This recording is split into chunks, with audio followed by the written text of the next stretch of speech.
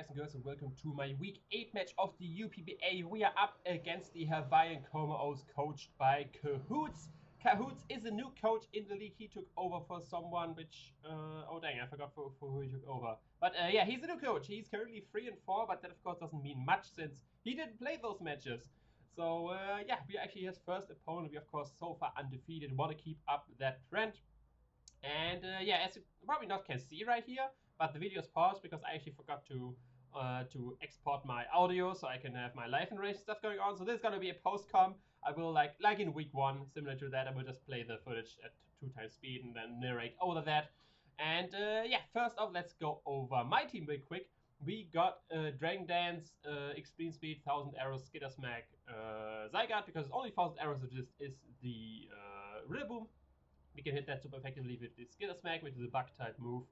And yeah, Extreme Speed just there for priority for faster mons, and then Soft Sense should boost our 1000 Arrows because, like I said, the Rillaboom was not a great switch in, and potentially is even set up for my Zygarde, so just spamming 1000 Arrows might be the way to go as well.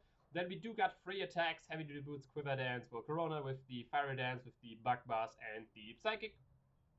Expected as his Volcarona check, most likely the Blaziken or something like that, so that's why I packed Psychic as well. Then we got Fistaff, Rocky Helmet, Skarmory, Fistaff, Sylveon. They together are my defensive core. They are here to deal with stuff like the Latios, the Rillaboom, the Gyarados, stuff like you can see on screen right here. On the opponent's side, then we got Wise Glasses, Magnet Rise, which got Jolteon with the Shadow Ball, Volt Switch, and Thunderbolt. Magnet Rise there because only 2 electric immunities are Steelix and Stunfisk. And versus both of them, of course, I'm weak to the ground type move, but the other stab move, I'm either resisted in Steel with Steelix or immune to in total because of Volt Absorb, or in case of the Stunfisk. And weakening both of them will open up the door for my next mon, which is Life Orb near Lego. I decided to go with Life Orb just for maximum attack power, and since he does have a Scizor, which he didn't brought, but he does have a Scizor, so which can always OHKO me with Bullet Punch, so I figured HP on this doesn't matter too much, so I'd rather have extra power with the Life Orb to open up the door for 2 of my setup sweepers in Zygarde and Volcarona. But yeah, pretty standard team. Like I said, since I don't know much about the opponent, usually I like to see the last match they had in the league and stuff like that. I decided to rather go with more standard stuff and then go from there. And yeah, looking at the opponent's side, he brought the Rillaboom, the Latios, Gyarados, Drapion, the Slurpuff, and the Blaziken. 4, I expected, the first 3 and the last one. Drapion, I did not expect. I definitely saw the different one. And Slurpuff, I was afraid of because the team I built, Slurpuff can actually be a big threat if it's a belly drum variant, especially since I don't have Iron Head on my Skarmory. So this thing can be scary, so we have to be careful not to be swept by that. But the rest of the team is what I expected, so I'm rather hopeful that I did my best to prep here. But yeah, let's play this footage. I think I decided to just lead off with my Jolteon since he didn't bring any of his ground types. And barring Scarfers, I'm faster than everything. So, yeah, I mean, right here, I'm probably just writing down what his team is and stuff like that. So, yeah, but like I said, I decided to lead with my Jolteon, because no ground type, I can Volt Switch on anything, and just go from there. So, we do start with the battle with Kahuutz. I like saying his name, it's a pretty fun name, definitely props for that. And he decides to lead with his Blaziken. So I first think, okay, this might be a Scarf Blaziken. I go to the card, Scarf Earthquake, OHKOs my Jolteon. And I do not want to risk that, to be honest, because Jolteon is pretty nice. Like I said, no ground type, I can just Thunderbolt spam, Volt Switch spam. I do not want to die turn 1 to a Scarf Earthquake. So I actually do decide to switch out right here, but I obviously don't want to switch into my Skarmory since this is a Firemon. So I decided to go with my other Fizzle which is my Sylveon. Which can take Earthquake as well, and Hyperpower switches are not the best on this team. He does go for U-turn there, so I could have just Volt Switch there. But yeah, U-turn has very little, and from the damage I know he's not boosting items, so most likely Scarf. Since he has U-turn and he led with it, Scarf is the most likely item there. He does go into Drapion, and then there's a free switch into my Skarm. Even if he knocks off, that's of course, I mean, that's the worst he can do, but nothing really likes being knocked off, and at least get some chip with Rocky Helmet, and then I can scale up my rocks and start chipping down his team, because other than that, this Drapion can't do anything with my Skarmory. I do have Brave Bird, but Body Press, Roost, and Stealth Rock. It does go for Cross Poison, so that definitely makes this definitely a critting variant with like Sniper and stuff like that. But yeah, I'm not worried about that with my Skarmory, so I just get at my rocks, and he does switch out into Gyarados, which I'm a bit scared of, because this is my check to Gyarados, but now I'm at -1, I go to the Calc. Okay, if I'm -1 and he's a bit bulky, my Brave Bird won't be able to break his sub. So I actually decide to switch out hard into my Jolteon right here, to be able to Volt Switch after that, break the sub, and then go back into my Skarmory, which can beat this thing 1v1 then after that. But he just goes straight for Dragon Dance, and I'm like, oh god, okay, now he's faster than my Jolteon. I'm doing one switch right here. Earthquake, of course, OHKOs me because he's a +1. But at +1, he won't be able to two-hit my Skarmory with anything. That's what it's built for. And yeah, I just decided to go with my Skarmory right here because after 2 rounds of Rocky Helmet and 2 Brave Birds, there's a good chance I KO him if he's not heavily HP invested. So I just go back into my Skarmory on the Earthquake. It's pretty nice, so that means I get an additional Brave Bird off here, so he didn't have, because he didn't Waterfall. And I can just Brave Bird right here, just stay in. Yeah, expecting the Waterfall right here, but as you can see, he does have Roar. So Dragon Dance, Roar, definitely didn't see that coming. Just switch me out to Helmet Purple. Yeah, I go right back into my Skarm. I don't want to take Waterfall, I don't want to take EQ. I can still take 2 Waterfalls from this range. So I'm fine with switching out there. But as you can see, actually just go for Earthquake again. So I get another free switch in my Skarm. I just Brave Birding out to weaken this thing. To bring him Rocky Helmet range or Brave Bird range, one of the two. And it shows that he has Ice Fang as his only other move apparently. Because he's Dragon Dance, Roar, Earthquake and Ice Fang. So we can deal with this very easily with our Skarmory, which only lost about half health. So very funky set from the start, but we were able to deal with that very easily due to our Skarm, mainly, which is immune to Earthquake. It doesn't take a lot from Ice Fang. But yeah, now he's thinking a little bit what he switched in right here. I'm expecting something like Blaziken, for example, or the Latios if he has Thunderbolt.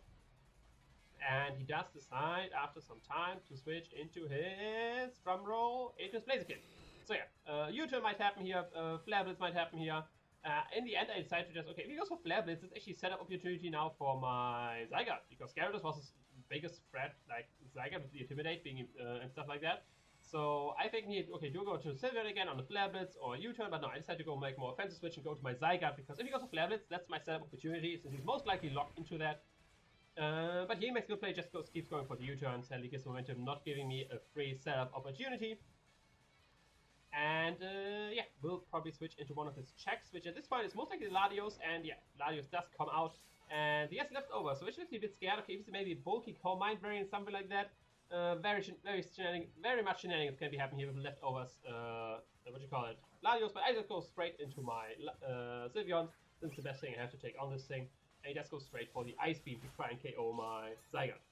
I was calculating there because how much a defensive Latios would do with Ice Beam. With Ice Beam, it does still OHKO me, so I didn't want to stay in there. Just for Hyper Voice. He has no good Hyper Voice switches, no Fairy Resist on his team. So just going straight for that. And yeah, get some good damage on basically anything. Barring something is like Assault Vest or something like that. Yeah, opponent is thinking here what he's going to switch to Hyper Voice because, like I said, no real good switches there. Anything is taking like at least 40%. At least 40, I think. But it might even more. He does go Drapion. I think maybe Assault Vest, but as you can see on the damage here, that's definitely not Assault Vest. And yeah, I do want my Silver still around. It is the need for the Latios, and I still have a Skarmory, which I can use now this chance to get a Roost off, so I can still be able to be healthy and potentially deal with the Slurpuff, depending on its set. So I just go to Skarmory here, trying to get a Roost off. Like I said, if he knocks off, he knocks off. Nothing likes being knocked off. So it's not like I can switch it anything else, nothing needs this item. And he just go for knockoff, gets rid of my Helmet, kills me that way. But the good thing is now he is in, he is in Stealth Rock range. So even though he's just sacking this, which means I can get up a few roosts right here. Let's go for Night Slash with a crit, actually could have killed me there. But after round roost, yeah, Night Slash even with a crit is not enough to hit me. So I'm not worried there. And just keep roosting, trying to be as healthy as possible before I go for a body press and KO this thing. So yeah, I go for one more roost. I think after that I go for one more roost, and then I think I go for body press. No, I go for body press right here. Okay, I already go for the body press right here. Because Night Slash, if it doesn't crit me, will still keep me at around 60%. So you decided to go straight for body press. My opponent is sticking right here, so obviously there's a potential that he's switching out right here, not wanting me to get more health. So yeah, this is a pretty nice body press here. Let's go sadly go to Latios, which of course doesn't take a whole lot from that since it's resisted. And yeah, we just going right back into our Sylveon. Because this is our check to that, and like I said, no good Hyper Voice switch-ins. We can just spam this and yeah, basically get a kill on mostly everything, or just a 2-hit, or just massive damage. And yeah, so just switching into that. Opponent takes some time here, so I'm a bit scared of a double, so but there's not really much he can double into. Draco dies to rocks. And anything else, the only thing that really scared me would be Rillaboom, but that means just go back into Skarmory, so it would just be the cycle repeat itself. He does go for Core Mind right here. Now it can potentially get scary depending on his coverage. Because depending on how bulky he is, if he gets to +2, I don't 2-hit him anymore with Hyper Voice. And if he has then Recover or something like that, then yeah, things can get out of hand potentially with this Latios, because the only thing I have faster than this is the special attack as well in my Jolteon. I do have extreme speed on Scizor too, but still. He does switch out, thankfully, so I don't have to deal with potentially the scenario I just described. That's going to Rillaboom, which takes a butt ton of damage. And versus this, I'm once again switching out into my Scam, since, yeah, it doesn't matter what he does. Knockoff does a little, Grass move does a little. I'm thinking about, as well, switching into my Volcarona right here, making a more offensive switch. There's no way he's going for Rock Move here, and Volcarona is faster. But in the end, I decided to play more safe, which will hurt me actually in the end, because he does go for U-turn right here. So the offensive switch definitely would have been the better play, because what he can do now is go into his Slurpuff here. And as you will see, it will activate its Grassy Seed, so it will be able to unburn. It does have a +1 defense boost, which just means my attacks, of course, don't do as much anymore. I just keep Brave Bird right here, because what I need to now to deal with this thing is to bring this thing in extreme speed range. And at +1 defense, this thing is no bulk at all. So extreme speed does around 20 to 30-ish%, something around that. Like 20 to 25 more likely, not 30 is very unlikely. He does of course have the Drain Punch, so he is gonna keep recovering. Not a whole lot, as you can see.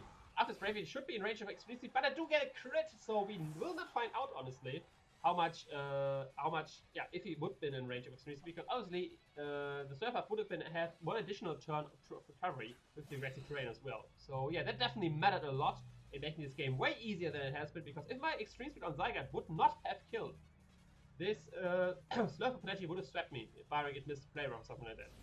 But at this point, I'm just sacking my Skarmory, because if he goes for the Flare Blitz, then that allows what I already talked about, and that is the setup with my Scizor, which is going to go in right here. At this point, I'm very safe that this thing is scarfed, and then I can Dragon Dance and basically sweep his team.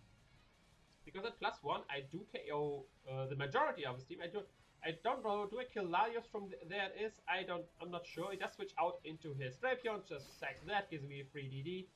But I think, oh wait, I have Skittersmack as well, yeah. But I think Skittersmack is actually weaker versus the Larios because of the soft sand boost, surprisingly due to the calc. But he would have to be full Fist Death to be able to lift the 1,000 arrows, and then if he's full Fist Death, that means he's very weak offensively. And that means it's set up further for my Volcarona. So even if he does lift the 1,000 arrows from here, which if he's offensive, he won't. But if he does live it, then I do get Volcarona, get a quiver up and sweep with that thing. So yeah, it is basically checkmate right here. It just shows like who's gonna sweep. Is it gonna be Scizor or my Volcarona? This will show it all of us. And the 1,000 arrows does KO the Larios. So this game will be taken home by my Scizor most likely, because I do not KO the Rillaboom. To be fair, Skittersmack from here is still at full health, but he can't really OHKO me in return. Oh wait, no, I might. I do KO him because he's very... Right, he took a Hyper Voice. So yeah, I'm just going for Skittersmack right here because extreme speed might not be enough, depending on his investment. And yeah, there's nothing really which KOs me here, which I'm fast, aggressive Glide won't be enough. And yeah, we just kill him from there with the Skittersmack. And now his last mon left is the Blaziken, I think, which of course is slower. Since even if it's Scarf, it is slower than a +1 Scizor. Like I just 1,000 arrows that thing. And we do, in the end, win a 5-0 match versus Kahoot and the Hawaiian Kommo-os. And yeah, like I said, definitely very lucky on the crit with Slurpuff, because that could have potentially gone out of hand and made this game way, way, way more difficult, depending on how much health it generates and depending on how much, which roll I get with my extreme speed. So yeah, definitely, like I said, after I did narration, I did say this season is going definitely more lucky than unlucky for me. And it's a bit scary for the playoffs, of course, because it doesn't matter if I go like 12-0 in the regular season. In the end, I might still lose in the playoffs due to bad luck, and that's kind of what I'm afraid of now. That it's like all these, I never got hacks really bad in my versus me. I only got hacks in my favor so far, so I'm a bit scared of what happens in the future matches because of that. But yeah, that's all for this video. If you did enjoy, of course, leave a like, comment, subscribe. You know the deal. Check out my opponent's side of the match. A link will, of course, be in the description. And yeah, that's all from me. I will see you another time. Ciao.